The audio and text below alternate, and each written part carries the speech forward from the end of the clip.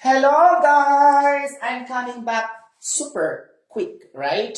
Let's pray for our Tatay Digong, PRRD. Let's pray for him for his recovery. And God will do the rest. Okay, now going back to our next topic. Our next topic is not really that difficult. Okay, I need to establish the knowledge of sequencing and patterning, and then also the perfect squares. Okay, perfect squares. You know the perfect squares? Like this. Perfect squares. Okay, like that, no?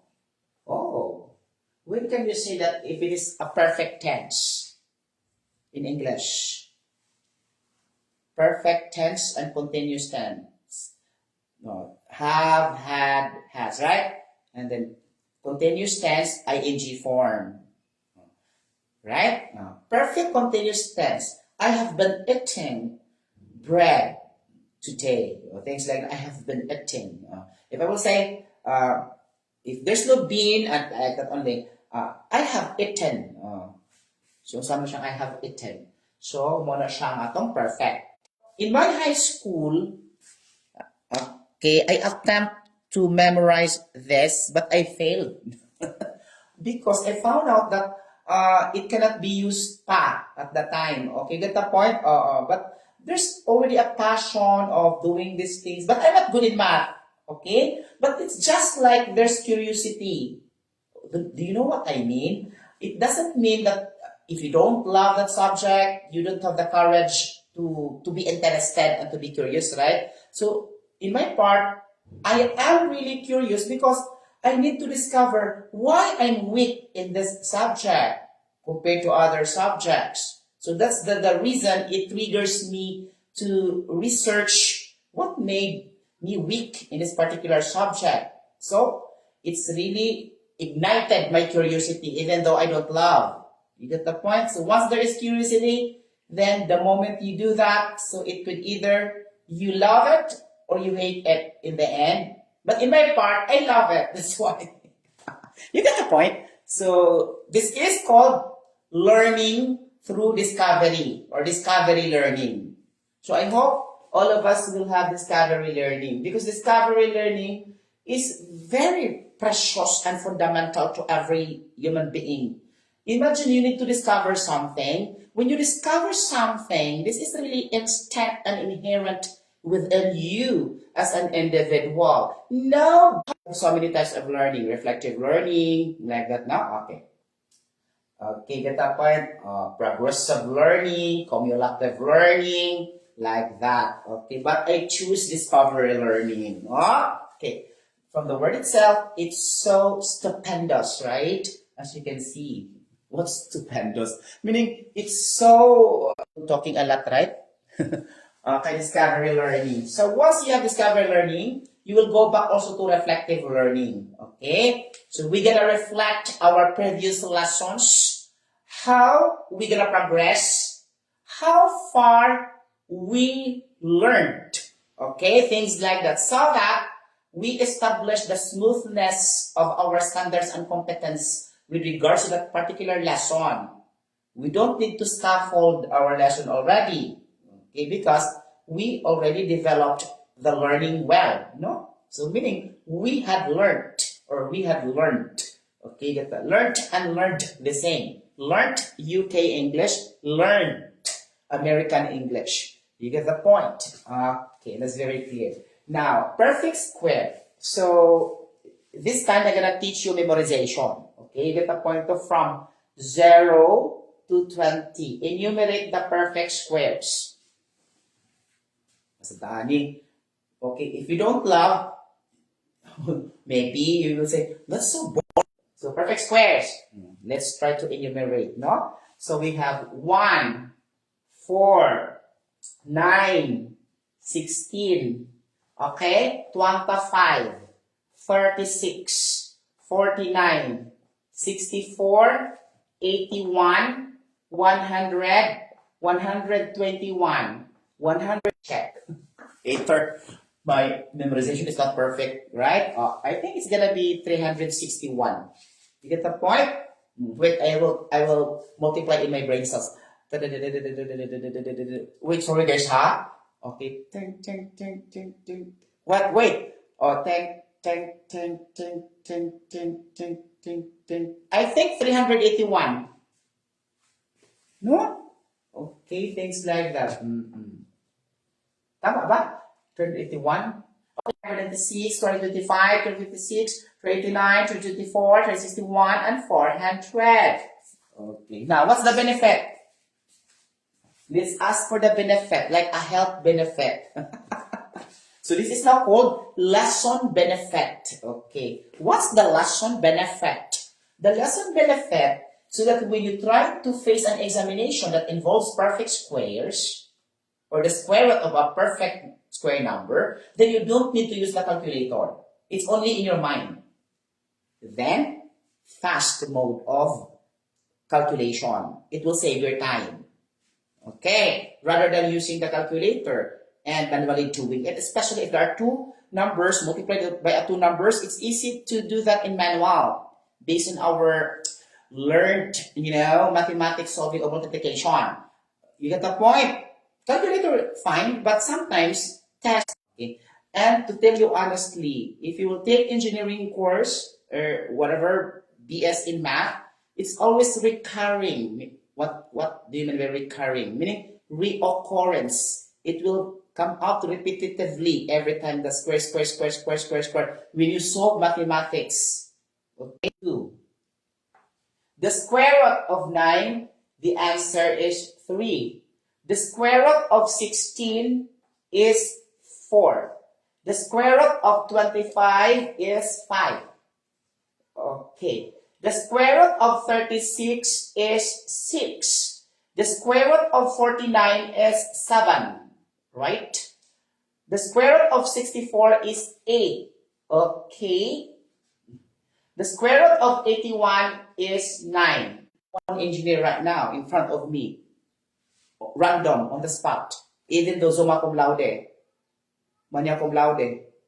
Okay? I challenge you that nobody can say systematically the square root from 11 to shown here.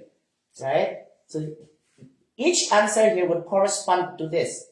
Okay, 1, 2, 3, 4, 5, 6, 7, 8, 9, 9 in ascending order. Okay? Here also in ascending order from 11 to 20. Now, I will say this. Let's start with 117. The square root of 324 is 18. No? Okay. The square root of 19 is 381. Now let's check. No, 361. Let's check this because I'm okay, you get the point. Square root 361. Perfect. 19. Okay, I still remember. I'm not yet, my memory is not yet degrading, right? Okay, 19. So square root of 400 is 20. Now, if I will rumble this anytime in random order, can you still remember? I will say, square root of 144, 12. Square root of 224. O, diba? May ganun, no? Okay. Diba? Square root of 224, 18. Square root of 761, 19. Square root of 269, 13. Mga ganon. Okay? Now, the technique here in your groupings here, you need to understand that there are 4 100s here, no? Okay. And then, it's easy to memorize the 4. Just double the 4. Okay? So, dili na ka maglibo. Okay, there is a 225. Klaro pa nag-end sa 5. So, klaro, 15. Okay. Now, there is a 256. Nag-end siya on 6. So, klaro kayo 256. Okay. So, sa 289, wala ba siya nag-end? Okay, there's no such clue in 289. Okay. How can you do that? Just say that in 289, na may 4 ang end, it has to do something that the square root of, 8 is 64. Mga ana, no? So, na may 4 ang last. Ang 1, 3, 2, 4. Ang 361 po, okay? Kibawa man ka, nga 99 ang 25, 26, 27, 28, 29, 30. Now, get the perfect squares and the square root of each. It looks difficult, right? I discovered that through my discovery learning. Okay. This is called discovery learning. Okay. Nobody, you cannot find this in YouTube. This is the benefit of discovery learning. It doesn't mean that you are not a scientist. It doesn't mean that you are not a summa cum laude. It doesn't mean that you are a top-notcher.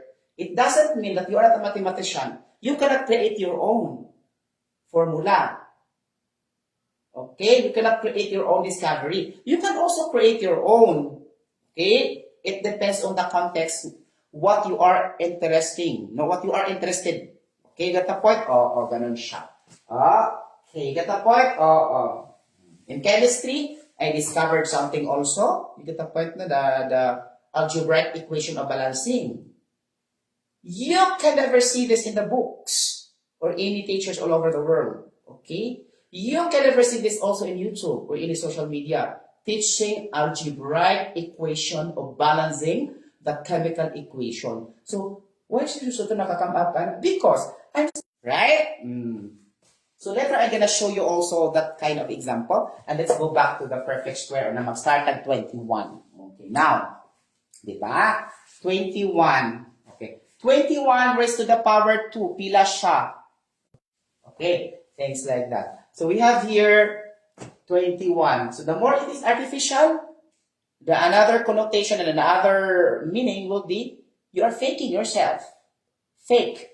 Fake is artificial. It's not natural. It's not subject to pureness, right? So the more you will always depend on AI, then you cannot create your own ideas. You loses the ability to create ideas. If that is the case, you will be doing that for the rest of your life, 5 years and 10 years, and you cannot even create a simple emails like that, or a simple reporting. You always rely for that.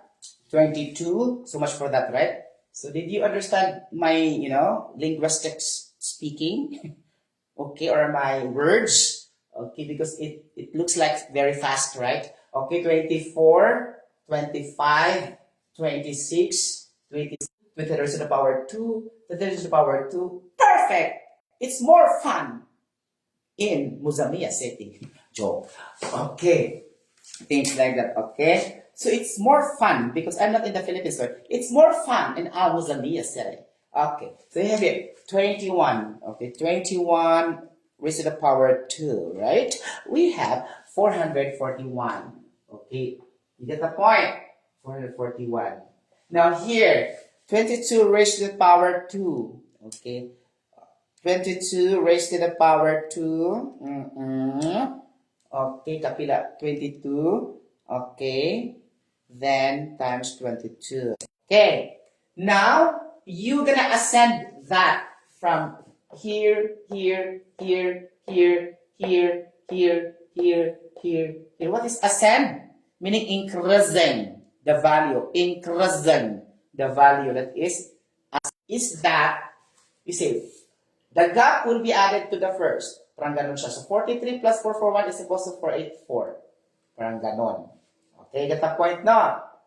Subtract 529 to 484. What is the gap? Okay, things like that, no? The gap is 45. Then notice how it ascends your number in the gap. From 43 to 45. The gap is 2. Right? So, you need to put that 45 here. 45 plus 484, will it yield 529? So 484 plus, 45.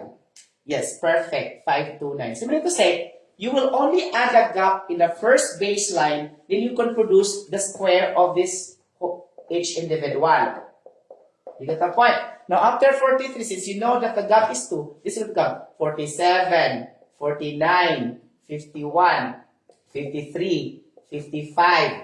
Okay, 2 man ang gap, no? 57, 59, okay, things like that. Okay, until 30. So, okay, now, 529. 529, di, 45, 47, di ba? Butang mo 47. Just add 47 and 529, no? 47 plus 529, di ba, is equals to 576. So, therefore, Okay. 24 raised to the power 2 is 576. Oh, let's check. Okay. 24 raised to the power 2 is 76. Yes, perfect. 76. And it will follow like this until 30. Okay. Power 2, the number. Okay. Until it will reach 30. No? Things like that. And this is saying also that square root of 625 is equals to 25. Square root of 576 is equals to 24. Square root of 529 is equals to 23. Square root of 484 is equals to 22. Square root of 441 equals to 21. Or the reverse. 21 squared, 441. 22 squared, 484. 23 squared, 529. 24 squared, 576. Okay. 25 squared, 625. So on and so forth. If you establish the pattern and the sequence, then it's easy for you to transverse going here. Transverse, not traverse going here. Sorry for the word traverse. No, okay, get the point. Get the point. So, ana lang siya sa perfect squares. Any questions so far? So, if you want to go more, let's say 31, okay, 41, 51, 61, until line of 9. Then perfect square, square root. So, grabe. Okay, mamemorize yung timutanan, no? Things like that. And you don't need even a calculator in a perfect square. Nga naman. Because imo mang gihurot. Gihurot mo ang tanang perfect square until 100. Kay budlay na sa kaya na square root tag 1,000. Oh. Diba? Square root of something. For example, ha, akong i-prove kay, grabe na sa kaya lang 1,000 nimo, no? Let's say, luwin ka nga, 222 times 222. Alam, mga abot o grabe na digit. Oh, square root of 49,284.